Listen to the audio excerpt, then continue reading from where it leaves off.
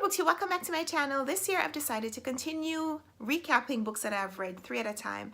When I started my channel, or sometime in the early months of my channel, I started a series called A Closer Book, where I talked about books that I had read 3 at a time. But as the years have progressed, I have been doing my recaps on a monthly basis. But I find that the more books I read, the harder it is at the end of the month to remember all the details about the books that I read during that month that I wanted to share with you guys. So I decided to go back to my series of recapping books that I've read 3 at a time. This year, however, I'm going to do a little spin on things in that I'm going to be including some single book reviews. I'm going to be reading the Man Booker Prize winners, and I want to review each one of those books as a single book review. So I'm going to do 3 books at a time, not including the Man Booker Prize winners that I've read. So in this video, I'm going to talk about the first 3 books that I read this year, which are all electronic versions that I downloaded from Netgalley. Some of them are older books, because in a video last week I talked about my need for doing a Netgalley purge. I've had some books that I downloaded for several months and need to review them, so I'm reading them this month. I'm trying to read all 15 of the books that I've downloaded before I allow myself to request anything else. So today I'm talking about the first 3 books that I downloaded from Netgalley. The first one is Me, My Hair, and I. This is a collection of essays written by some authors. Some of them are famous authors like Anne Lamott. Some of them are lesser known authors, but they're all female authors on the subject of hair, their own hair raising experiences. And I've had this book downloaded on my Kindle for so long that it got archived and I wasn't able to access it anymore, but because the title was still in my Netgalley queue, I wanted to read it, so I did eventually purchase the Kindle version in order to read and review it. Me, My Hair, and I is a compilation of essays from 26 women, various backgrounds, ethnicities, and demographics. Some of them are younger women. A lot of them seem to be more mature older women who've had experiences with their hair and dealing with their hair and seeing how their specific hairstyles have changed over the years, but also have experienced how their hair has become more or less tasteful or more or less receptive in pop culture. For example, we have an essay by a white woman who sports dreadlocks, a hairstyle that is predominantly sported by people of African descent. And so it's interesting, her experience, how she got to getting that hairstyle, but also her talking about how her hairstyle has been received by other people. Like a lot of hairstyles, dreadlocks have historical connotations in that it's typically the style sported by people of the Rastafari cult or sect or religion, however you perceive the group. For most of their history, the style has been very controversial. And seeing people who are not of African descent kind of appropriate a style that Africans tend to think belong to them, then that in itself is a controversial thing. So there are lots of instances of people within these pages writing about hairstyles from a very controversial perspective, but also sharing their own personal experience and kind of getting you to come over to their side of the debate. So Elizabeth Benedict, in making the introduction to the essay collection, gives this quote. She says, "The hair choices we make for ourselves and others reveal who we are, the worlds we live in, and how we want to be perceived."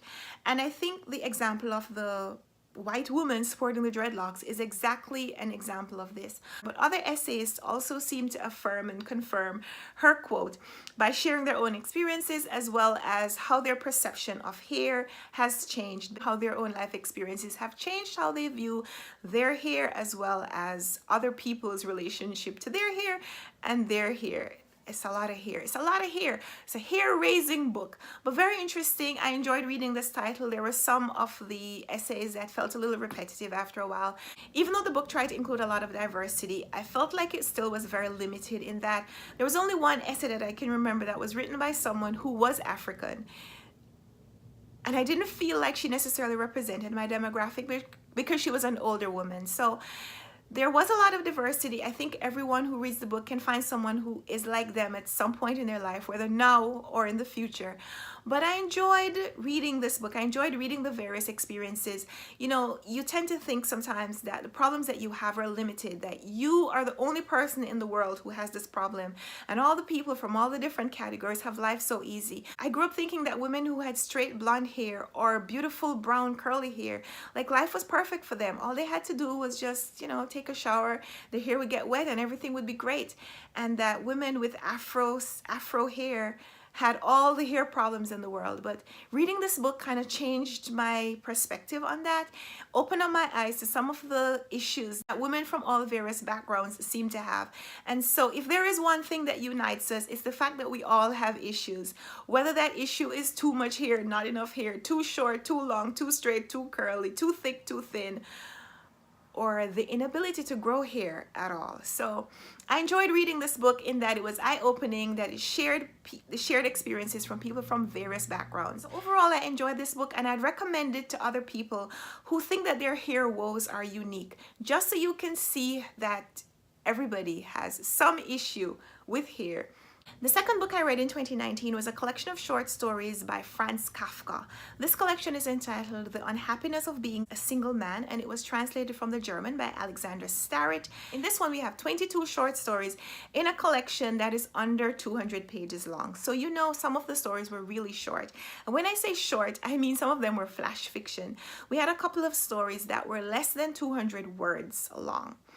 However, even within that flash fiction, even within the short story format, authors seem to take a very cynical tone within that context, exploring solitude and isolation, but also mocking, advising, rendering hope and fatality in such a way that it was quite an emotional read. I like the way the title immediately seemed to draw conclusions about the destiny of being a singleton, but then the rest of the text seemed to offer these many more complex versions of reality and explore the idea of what solitude could mean, whether it was being single or whether you felt alone within a crowd because your opinion was very different from that was shared by the groupthink.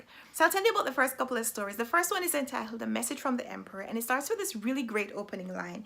Immediately it invites the reader to become the main character of the story. It says, "The Emperor, they say, has sent you, you alone, his lowly subject, you tiny shadow thrown far off into the furthest corner by the imperial sun, you of all people. The Emperor has sent a message from his deathbed." I thought that that was so profound. I thought it was so intriguing. I thought it was such a great opening line because it makes you want to immediately recoil from being called this plebe, this peon, unworthy of the Emperor sending you a message from his deathbed, making it seem like you are unworthy of this very important message.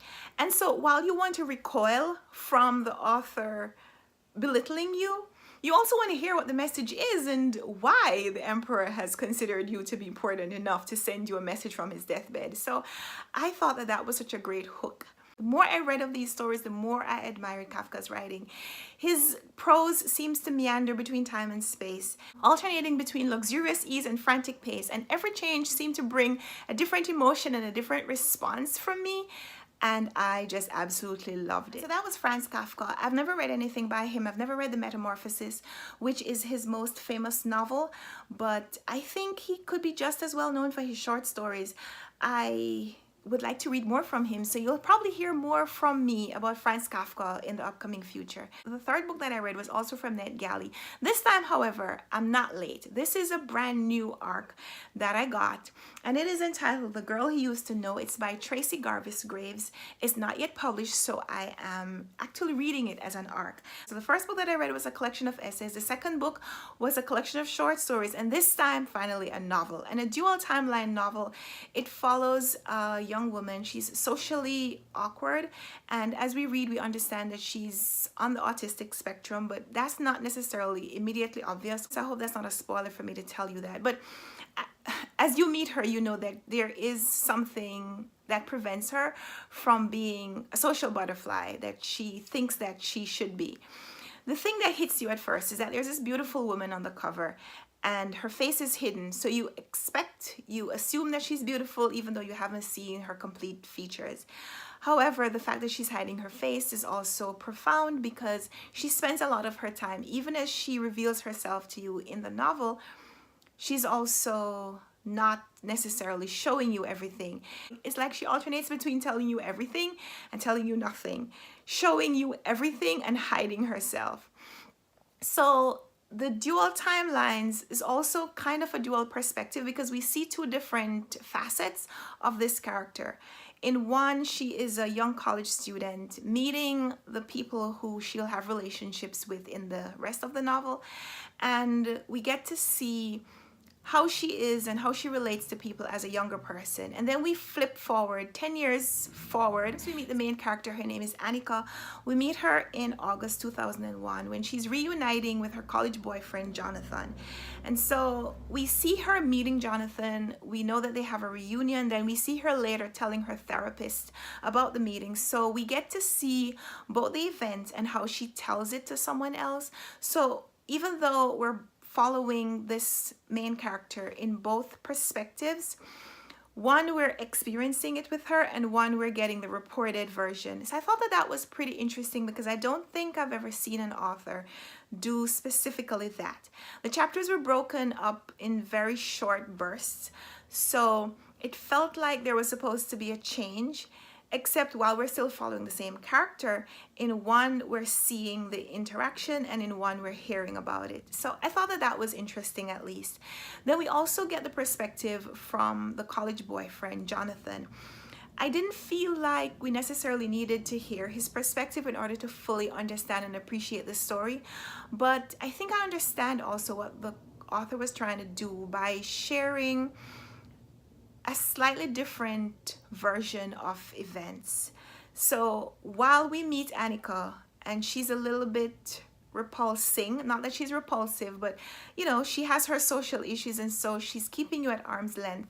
We meet someone who loved her and who has a relationship with her and understands her and is kind of trying to justify some of her actions, but also experiencing their own frustration with not being able to relate to her in the way that they would probably relate to other people. So some of what the author tried to do with splitting up these different narratives and timelines accomplished something in endearing the main character to us. The middle of the book especially felt like a lot of telling and a lot of info dumping and a lot of scenes that didn't feel like they really were necessary to the development of the story. There was a lot of description of the physical and sexual relationship between the two main characters, Annika and Jonathan, while they were in college. And yeah, I get it, college experimentation and so on, but it didn't feel necessary. But the end of the book was so emotional that even though it didn't connect to some of the things in the middle, I felt like it was worth the journey. So this is a book that I would like to reread when it is eventually published. Again, I read a copy from Netgalley. This is an ARC.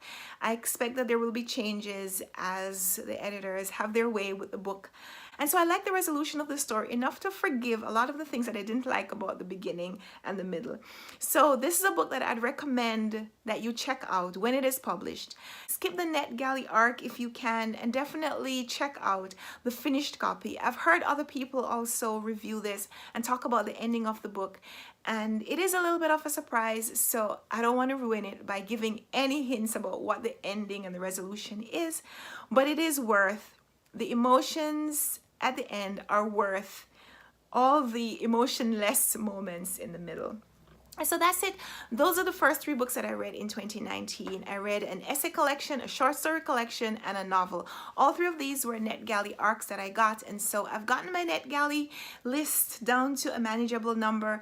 Since I finished reading this, I've also finished another one, so you're gonna have to come back for the next of my closer book series where I'll talk about the next 3 books that I read. I'll also be filming single book reviews for my Man Booker prize winning novels that I'm going to be reading during the year. So you'll see more of me talking about these books in upcoming videos. So if you haven't already, please subscribe to my channel, click the bell for notifications so you'll know when I post.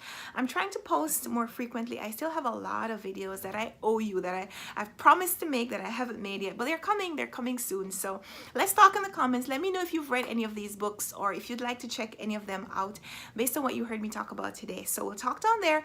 Give me a thumbs up if you like this video. We'll talk in the comments, and until next time, happy reading.